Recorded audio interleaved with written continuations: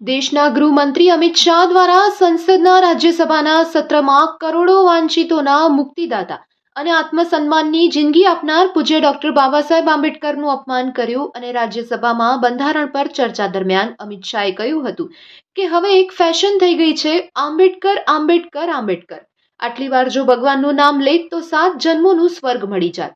જો તેઓએ આટલી વાર ભગવાનનું નામ લીધું હોય તો તેઓને સ્વર્ગમાં જગ્યા મળી જાત. આવું નિવેદન અપમાનજનક ટોનમાં એ રીતે બોલેલ કે જાણે બાબા સાહેબ આંબેડકરથી એમને બહુ નફરત હોય. આમ સંવિધાનિક હોદ્દા પર બેઠેલા દેશના ગૃહમંત્રી આવા નિવેદનથી બાબા સાહેબ આંબેડકરને માનનારા દેશમાં કરોડો લોકોની લાગણીને ઠેસ પહોંચી છે, જેની વિરુદ્ધ રાપર તાલુકા અનુસૂચિત જાતિ સમાજ, ડોક્ટર બાબા સાહેબ આંબેડકર યુવા ગ્રુપ તેમજ વિવિધ આંબેડકરવાદી સંગઠનો દ્વારા રાપરના સુખદધાર વિસ્તારથી સૂત્રોચ્ચાર સાથે વિરોધ માર્ચ કાઢી શહેરના સેલારી નાકા, બસ સ્ટેશન, ગેનાબેંક ચોક, સરકારી હાઈસ્કૂલ, પાંજરાપોળ, ડાભુંડા રોડથી મામલતદાર કચેરી પહોંચી રાપર મામલતદાર મારફતે મહામહિમ રાષ્ટ્રપતિને આવેદનપત્ર પાઠવ્યું હતું.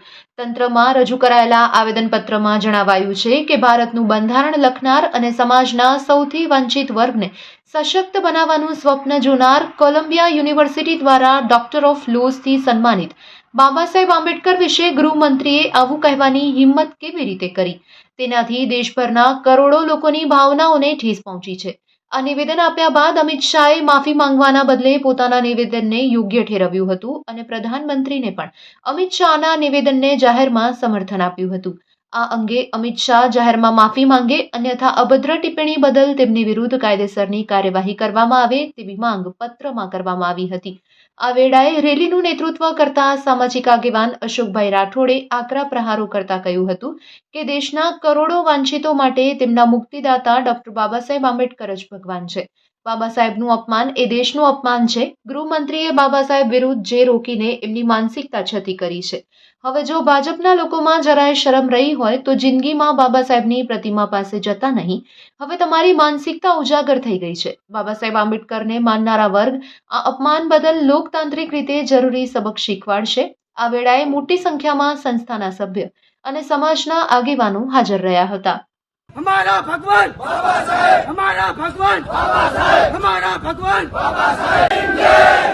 जय जय जय जय जय भीम, जय भीम, जय भीम. भाजप तेरी तानाशाही नहीं चलेगी, नहीं चलेगी. भाजप तेरी तानाशाही नहीं चलेगी, नहीं चलेगी. भाजप तेरी तानाशाही नहीं चलेगी, नहीं चलेगी. भाजप तेरी तानाशाही नहीं चलेगी, नहीं चलेगी. ताली पर माफी માંગ, ताली पर माफी માંગ, ताली पर माफी માંગ, ताली पर माफी માંગ, ताली पर माफी માંગ. भाजप तेरी तानाशाही नहीं चलेगी, नहीं चलेगी. भाजप तेरी तानाशाही जय भीम, जय भीम. जय जय जय जय जय भीम, जय भीम, जय भीम. जय जय जय जय जय भीम, जय भीम, जय भीम. जय जय जय जय जय भीम, जय भीम, जय भीम. जय जय जय जय जय भीम. રાજ્યસભાના સત્રમાં દેશના ગૃહમંત્રી એટલે કે સંવિધાનિક પદ ઉપર બેઠેલા અમિત શાહ દ્વારા એમનો વ્યક્તિગત જે ડખો હોય એ પાર્ટીઓથી પણ સંસદમાં ચાલુ સત્રમાં એવું બોલેલ કે આજકાલ લોકો એવી ફેશન બનાવી નાખી છે આંબેડકર આંબેડકર આંબેડકર. આટલું નામ જો ભગવાનનું લીધું હોત તો 7 જન્મો સુધી સ્વર્ગ મળી ગયો. એટલે આંબેડકર એ કોઈ ફેશન નથી કે આંબેડકરના ફેશનમાં નામ લેવા છે. બાબા સાહેબ કે જય ભીમ બોલતા કરોડો લોકોનું આત્મસન્માન જાગે છે. કરોડો લોકોને હું સ્વાભિમાનની જિંદગી અપાવી છે બાબા સાહેબ આંબેડકરે અને એમને માનનારો. કારણ કે અહીંયાના પછાત અને વંચિત લોકોએ ભગવાન તો જોયો નથી પણ બાબા સાહેબ આંબેડકરને જોયા છે અને એને લીધે આપણે બધા ભોગવી રહ્યા છીએ. પોતે પણ ભાઈ બોલ્યા છે અમિત શાહ, એ પણ બાબા સાહેબ આંબેડકરના લીધે ત્યાં ગૃહમંત્રી બન્યા છે. અને આજે તમે પણ અને હું પણ જે પણ કાંઈ છીએ લોકતાંત્રિક દેશમાં એના પાછળ બાબા સાહેબ આંબેડકરની દયા છે. એટલે આવું બોલીને અમિત શાહે દેશના કરોડો અરબો લોકો અને વિશ્વભરમાં વસતા તમામ આંબેડકરવાદીઓની લાગણી દુભાવી છે. જેથી સંવિધાનિક પદ ઉપર આવું બેસ્ટેરા બોલે, આવું માણસ બોલે એ બિલકુલ ગેરવ્યાજબી છે. આમના ઉપર કાયદેસરની કાર્યવાહી થવી પડે. રાજ્યસભાના સ્પીકરને સંબોધીને અમારું આવેદનપત્ર છે.